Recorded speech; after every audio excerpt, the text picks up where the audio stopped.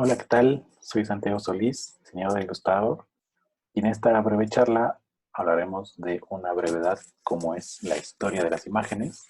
En este caso, también sería la historia de la ilustración. Vamos a ver. Historia de la ilustración en breve lección. Bueno, pues empezaremos con esta primera imagen que data de 14.000 a.C., de la cueva de las Caux en Francia, donde podrían ser como los primeros vestigios o primeros que se conservan de una expresión humana. Por ejemplo, tenemos acá otra imagen de 600 a.C. en Argelia, en África, donde vemos igual motivos animales, pero una disposición diferente en el espacio. Por ejemplo, acá tenemos esta imagen de un mural egipcio del 3000 a.C., donde vemos que ya hay como más composición, hay más perfiles, hay más colores, hay una disposición, hay unos temas como mucho más profundos que los que había antes. Acá tenemos, por ejemplo, yéndonos hacia América, estos frescos del Bonampak de 690, donde hay sí un similar con lo egipcio con respecto a los perfiles, pero con una paleta mucho más grande. Tenemos, por ejemplo, esto ya es viéndonos un par de años más adelante. En el 1300 en Europa existieron los libros de las horas, que eran unos libros, unos devocioneros que indicaban como qué rezas hacer cada hora o cada día o cada mes. Y estaban muy ricamente ilustrados. Casi siempre se hacían a mano todos los dibujos. Tenemos otro ejemplo.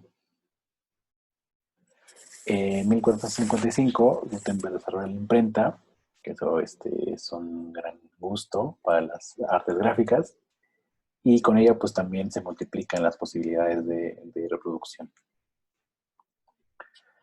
Tenemos, por ejemplo, en 1540, este códice mendocino, que reflejaba la riqueza de los productos aportados desde Mesoamérica al mundo. O sea, era una forma en la que también, sin tener como las capacidades técnicas, desde este lado de América se hacían los registros de información.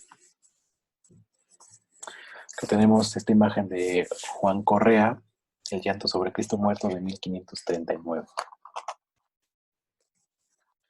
Tenemos a Bartolomé Esteban Murillo con la adoración de los pastores, de 1668. Tenemos, por ejemplo, a Cristóbal de Villalpando, finales del siglo XVII, con este par de imágenes religiosas. Es interesante cómo la religión fue imponiendo como el código de las imágenes, a partir de cómo las iglesias se volvieron también como un lugar donde podía la gente aprender a través de las imágenes.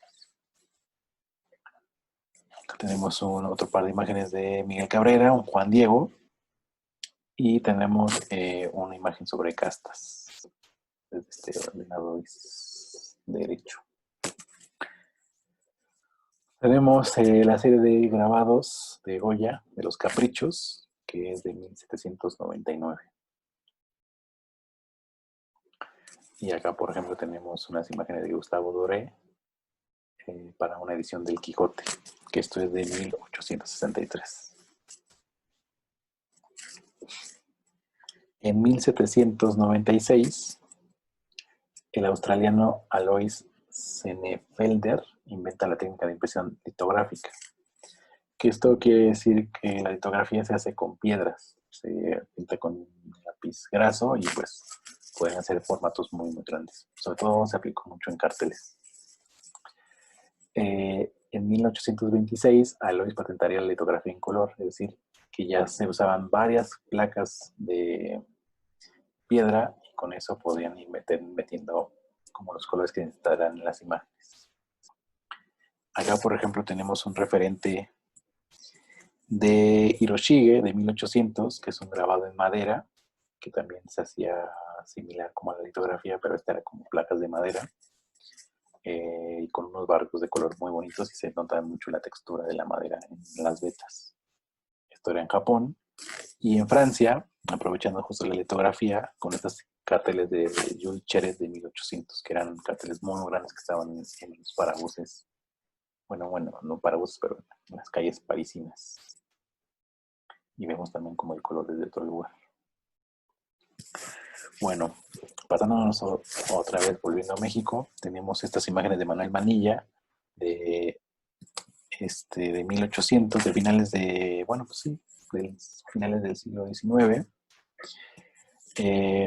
Y es quien inaugura como esta tradición de las imágenes como calavéricas que después tomaría Posadas más adelante. Y acá un par de imágenes también de Julio Ruelas, de 1902. En 1904 se desarrollaría la impresión en offset, por un lado el alemán Caspar Hermann y por otro lado el impresor Ira W. Rubel. Pues ya con el offset se volvía mucho más industrializado el proceso de publicación de imágenes.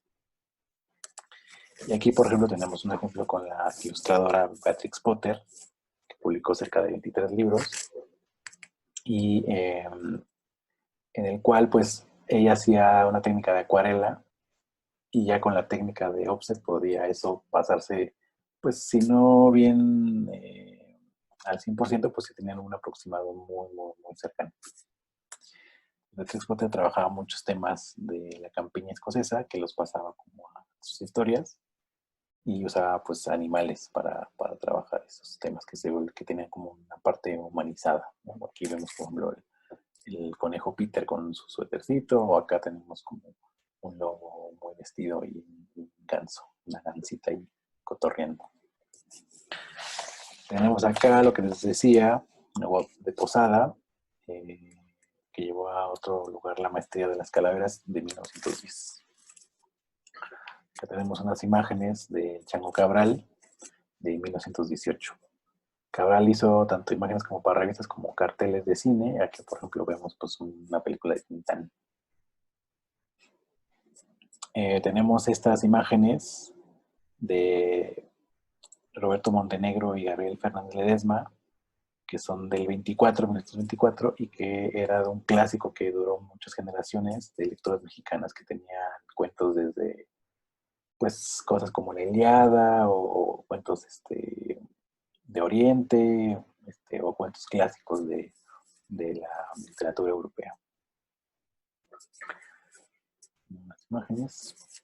Tenemos, por ejemplo, esta imagen de Diego Rivera del 30 y otra imagen al lado de Julio Castellanos también del 30.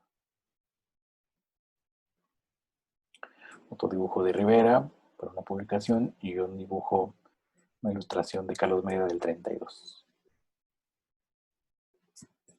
Tenemos una serie de Vida Nocturna en la Ciudad de José Chávez Morado del 36. Acá tenemos otra imagen de Fernández Ledesma del 38 y de un grabador muy bueno que se llama Leopoldo Méndez del 42. Acá tenemos otra imagen de Carlos Mérida para un libro The Hungry Moon del 46. Acá tenemos un par de imágenes de cuentos infantiles del 48. Todo esto es como publicaciones mexicanas y es interesante cómo los artistas que tenían como su obra plástica aparte y como no existía el oficio de ilustrador, pues literalmente ellos eran quienes hacían las imágenes. Que tenemos, por ejemplo, en nuestro país vecino, el Mickey Mouse del 28, cuando era blanco y negro y era mudo y silbaba, una imagen pues más actual, más como 2000, como ese ratón fue evolucionando. Acá tenemos una imagen de Diego Rivera de los 30, en este periodo de los murales, y que tenía también como esta conexión con los murales prehispánicos, pero también con una tradición más actual. También aquí contrastando con Estados Unidos, en el 45, en el 38, perdón, Joe Shuster creó a Superman en anuario, bueno, no este anuario, sino en este compilado de historias que se llamaba Action Comics. Después tuvo un éxito y tuvo su propio sello, pero aquí se presenta el hombre en mayas. Después tenemos en el 39, Bob Kane crea a Batman, y por ahí del número 38 se añadiría el sidekick o el escudero, que sería Robin, y de ahí también crearía como una serie de, o sea, que sería como un factor para que los niños se identificaran con el héroe de otra forma, como decir, yo puedo ser su acompañante en las aventuras. Tenemos una imagen de Covarrubias, de Miguel Covarrubias de los 40, y Miguel Covarrubias es un gran artista que tenía como digamos, como el plus de ser un investigador. Entonces, hacía como muchos viajes a lugares como Bali, donde hacía como, además de una investigación como de las costumbres, pues también añadía eso su talento del dibujo y creaba como una serie de piezas muy, muy, muy ricas y muy interesantes. Acá tenemos, por ejemplo, La familia Burrón, que es del 48, perdón, por Gabriel Vargas. Y tras más de 60 años de publicación, pues finalizó el 26 de agosto de 2009. O sea, fue un cómic una historia de muy largo aliento. Y con esta historia, Gabriel Vargas presentaba una crítica humorística sobre la sociedad mexicana y sus cualidades desde una familia de escasos recursos, que se volvió muy popular entre la gente. Acá tenemos, por ejemplo, del 56, esta imagen que está acompañando a la Biblioteca Central de Ciudad Universitaria, aquí en la Ciudad de México, de Juan O'Gorman. En el 63 aparece este libro que es muy importante en la literatura infantil, que es este libro de Donde habitan los monstruos, de Maurice Sendak, del 63. Pues tenemos en el mismo año 63 Edward Gorey, que también es un autor norteamericano, igual que Sendak, que publica Los Pequeños Macabros, y hay como un parteaguas un poco con Gorey, con el sentido de que las historias pues tenían como un pie en lo infantil, pero profundizaban como en otros temas y se volvían historias, pues, sí bien más para adultos, pero con un toque que nos daba un misterio interesante para niños y jóvenes. En el 64 tenemos esta imagen de Ríos, que fue un gran autor de cómic, de cómic social político en México, con los supermachos, y que después acabó siendo los agachados en algún momento por como un problema ahí con una cosa de derechos. Tenemos acá imágenes de las Olimpiadas de los 60, del 68, que tenían una referencia, según cuenta Pedro Ramírez Vázquez y Les Wyman, con el arte huichol, y era como interesante cómo creaban un sistema de información a partir de la síntesis de las imágenes. También ese mismo año, un año interesante en las imágenes, pues ocurre el lado B, ¿no? Que todos en México conocemos, pues, el 2 de octubre. Y a partir de la gráfica popular y se desarrollaron como varios movimientos sociales estudiantiles en Praga, en París y en México. Entonces la imagen se volvió como un icono para realizar protestas. Tenemos una imagen de los 70s de Abel Quesada, también un autor mexicano. Tenemos otra pintura de Abel Quesada de los 80s. Tenemos una imagen como muy de la moda, de la banda de los 80s. Tenemos la publicación de este libro de Roberto Innocenti, un italiano ilustrador de una técnica muy, muy depurada, que se publicó en 1958. Me gusta como esta idea del cine que es como una cámara emplazada muy arriba de la toma. Tenemos esta imagen de Kino, de los 80s, que tuvo mucho éxito en América Latina con Mafalda, pero que a la vez, cuando deja Mafalda, se vuelve también un humorista propio con chistes de una página o de una sola toma, por decirlo. Tenemos un autor muy reconocido también en la literatura infantil, que es este inglés Quentin Blake, de los 80s y los 90s. Tenemos, por ejemplo, a Chris Van Allsburg con los misterios del señor Burdick de 1996, que tiene como una técnica tradicional, que es el lápiz, pero que la dinámica de la imagen, la composición, la forma de la sutileza de las cosas, pues es mucho más moderna, ¿no? Mucho menos directa que como podría haber sido, pues, si pensamos en una Graphic Spotter, ¿no? Tenemos esta imagen de Keta Pakowska, una autora europea muy popular en Italia, eh, que justo como rompe mucho las formas y hay como colores muy reventados, ¿no? Como los rojos y estos verdes que contrastan muy bien. Tenemos acá en el 96, Pixar fue la creadora del primer largometraje comercial totalmente animado por una computadora, que era Toy Story, y se estrenó en noviembre del 95. Entonces tenemos como justo estas variantes técnicas que iban creciendo con las formas de impresión. También tenemos como unas variantes técnicas que tienen que ver con los temas. Y acá tenemos una variante más que era como a partir de lo digital se iban creando texturas, formas, colores, formatos, especializaciones en crear huesos, caras. Se volvía como una imagen mucho más compleja y pues, en un punto como fría, pero que poco a poco fue agarrando como su propio sazón. Tenemos esta imagen de Anthony Brown, de las aventuras de Willy, que el Fondo de Cultura Económica en México lo ha publicado bastante, Anthony Brown, de los 2000 con sus famosos changuitos y gorilas. Tenemos acá otro libro de Javier Sáez Castán, El Animalario, que también es un libro muy conocido en México y supongo que también en el resto del continente, que es un libro muy divertido, pero que además parte justo como una tradición como muy antigua, que era como los bestiarios, ¿no? Como la recopilación de alguien que va a un lugar nuevo y de la fauna y la flora y la dibuja, ¿no? Muy naturalista. Tenemos acá, por ejemplo, una imagen de Ian Falconer, de su personaje Olivia, que es esta puerquita que tiene mucha imaginación. Acá tenemos a otro autor muy famoso también, que es Oliver Jeffers, con su libro Perdido y Encontrado del 2005. Tenemos acá una imagen de Isidro Ferrer, un autor español que provenía del teatro y que creó una serie de imágenes muy buenas.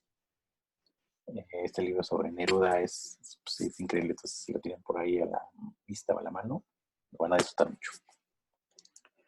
Y luego tenemos esta imagen, por ejemplo, del australiano Sean Tan, que digamos como en contrapunto con Ferrer, que es mucho más mínimo y mucho más compacto, pues Sean Tan es mucho más expandido, mucho más cinematográfico, como más pegado a la animación también. Tenemos un libro que a mí me gusta mucho que se llama El Pato y la Muerte, que es de 2007, de Wolf Elbrook. Que es un libro, si se fijan, pues no tiene fondo, solo son personajes en espacio blanco. Tenemos una imagen de Manuel Monroy, Un pueblo lleno de bestias del 2009, que es una imagen como con muy buena técnica, pero también con muy buena soltura. Y Sol, una autora también muy reconocida argentina, que también tiene que ver con literatura infantil y juvenil, con esta imagen de la Bella Griselda del 2010. Y por último tenemos esta imagen de Philip Giordano, la Princesa Noche Resplandeciente del 2011, que también tiene como una parte técnica muy rica, pero también se ayuda como o de nuevas temáticas que te salen como de la tradición para crear como un mundo propio. Entonces, este breve recorrido de la imagen me parece a mí como interesante cómo empieza desde un uso rudimentario del color y cómo la historia de una otra forma siempre va y viene, es decir, toma referencias pasadas y las avienta al futuro, y todo es una caja de resonancia donde van rebotando las ideas de los creadores de imágenes y que pues es un camino que no es como línea recta, sino que pues tiene como sus regresos, sus vueltas, y que obviamente mucha parte de los estilos tienen que ver con la parte técnica. La parte técnica determina mucho pues las paletas de color, o la forma de procesar las imágenes, o la forma en que se acerca el autor o los autores de las imágenes hacia la composición desde el ordenador, pero también técnicamente pues los pigmentos, las pinturas, los papeles pues han dado como un brinco de calidad con los años, y tanto lo manual como lo digital pues tienen sus avances y cada uno tiene como sus potencialidades. Entonces espero les haya gustado esta breve charla, que es muy, muy breve, pero que creo que nos da un buen panorama de cómo la imagen iba rebotando en muchos lugares del continente y del mundo en general, desde lo que pasaba en algunos puntos de África, lo que pasaba en algunos puntos de Asia, lo que pasaba en algunos puntos de Europa y de América. Yo soy Santiago Solís y estamos al habla. Adiós.